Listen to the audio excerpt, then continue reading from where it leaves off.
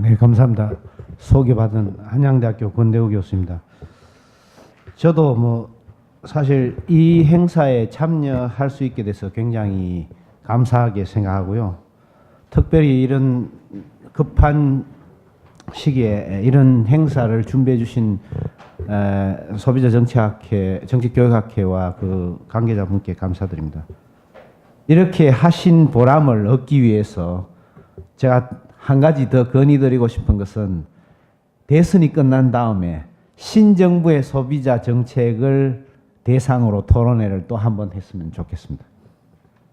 제가 이 토론회 관련된 자료를 받으면서 제일 기뻤던 것 중에 하나는 이제 우리나라 소비자 정책의 범위도 굉장히 넓어졌구나.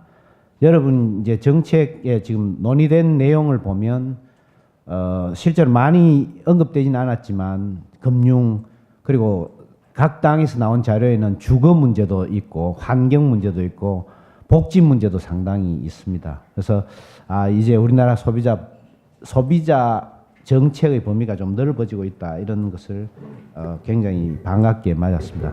저는 사실 그게 저한테 굉장히 중요한 문제입니다. 왜냐하면 저희가 민생이라고 얘기하는 부분이 외국에서는 전부 소비자 문제입니다. 그래서 소비자 문제의 비중은 대부분 정책에서 외교, 국방 그리고 이제 국내 치안 이런 문제에 이어서 대부분 네 번째나 다섯 번째나 되는 정책적으로 굉장히 중요한 문제입니다. 그래서 소비자 문제 어떤 정당이 얼마나 비중 있는 이슈들을 다루고 있는가가 그 대선 내지는 총선에서 굉장히 중요한 역할을 합니다.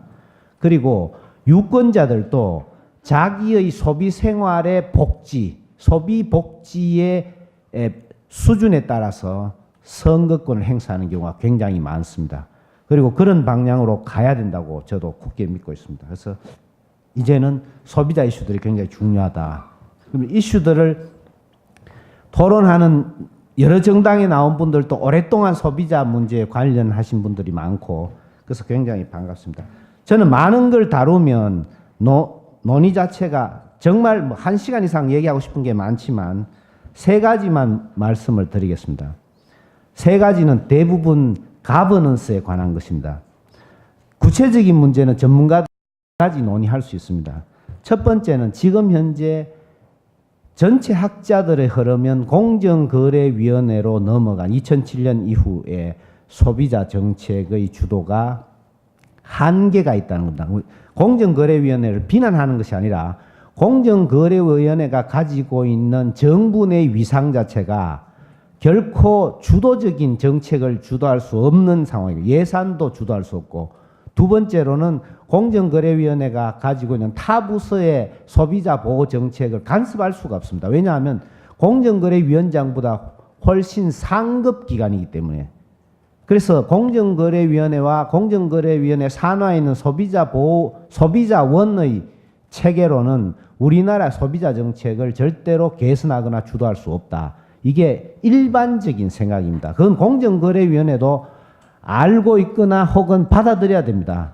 그 얘기는 뭐냐면 이제는 전체 정부에서 소비자 정책을 주도하는 가버넌스가 변해야 된다는 겁니다.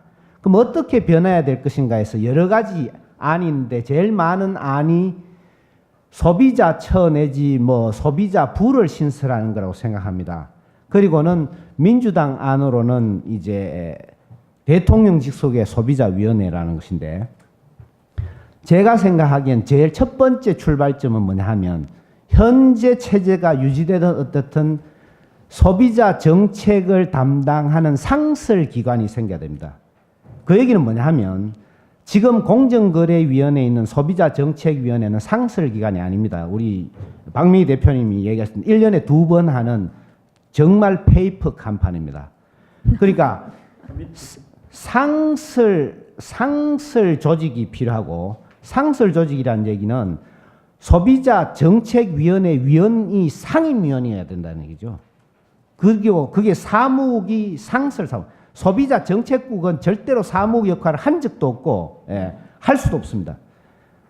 그래서 이제 그런 부서가 생겨야 된다는 것인데 저는 어떤 제안을, 엉뚱한 제안을 하고 싶은가 하면 장기적으로 국회의 소비자 보호 조사처가 생겨야 된다는 겁니다. 그 이유는 정부의 기능은 지금까지 제가 수십 년을 관찰해 보면 정부의 기능은 우리나라의 아주 특징적인 소비자 정책인데 산업부서와 소비자보호부서가 같이 있습니다. 그러니까 예를 들면 자동차 보호를 위한 기능을 하는 부서가 자동차 산업을 관장하고 있는 겁니다. 그런 두 가지 기능을 같이 기능을 하고 있는 부서를 하나의 소비자보호부나 뭐 소비자처로 모을 수가 없습니다. 그 얘기는 뭐냐면 정부를 규제하거나 정부에 대해서 감시, 감독할 수 있는 기능을 가진 부서가 생겨야 된다는 거죠. 그게 소비자 보호를 제대로 하고 있는지, 산업정책과 소비자 보호 정책을 균형 있게 하고 있는지를 판단할 수 있는, 그리고 그것이 국회의 정부에 대한 견제와 균형에도 굉장히 도움이 됩니다. 그리고 세 번째로는 미국의 FTC는 사실상 의회 산하의 기관입니다. 의회 산하 기관이니까 굉장히 적극적으로 정부보다도 훨씬 독립적으로 소비자 보호를 할 수 있는 겁니다. 그래서 저는 국회의 소비자보호처와 총리실 산하에 있는 상설된 기관으로서 소비자정책위원회 혹은 정부 부처와 그 다음에 청와대에 있는 정책보좌관, 소비자정책보좌관 이 3자가 합리적으로 움직여야만 이 정말 소비자의 시대가 도래할 수 있다고 생각합니다. 그럼 두 번째로는 지금 이제 많은 정당에서도 긍정적으로 생각하고 지난 정권에서도 계속 검토되어 있었던 소비자 기금 문제에 대한 겁니다. 소비자 기금 문제는 절대적으로 필요합니다. 어떤 형태냐는 그 다음 문제고 절대적으로 필요합니다. 왜냐하면 소비자 단체라는 것은 민원기관입니다. 소비자 단체라는 것이 소비자 단체의 NGO라는 입장에서 그냥 사회활동을 하는 것이 아니라 정부가 해야 되는 소비자 보호에 대한 상담이나 정책적인 현황을 조사하는 조사기관입니다. 그래서 미국에서는 그것이 기업이 파이낸싱을 하고 있고 유럽에서는 국가가 파이낸싱 합니다. 그럼 우리 나름대로의 파이낸싱 플랜을 만들면 됩니다. 지금 가장 많이 고려되는 게 지금 소비자의 소비복지가 침해된 대가로 공정거래위원회가 과징금을 부여하고 있는 과징금의 일정한 퍼센티지를 기금으로 보내면 됩니다.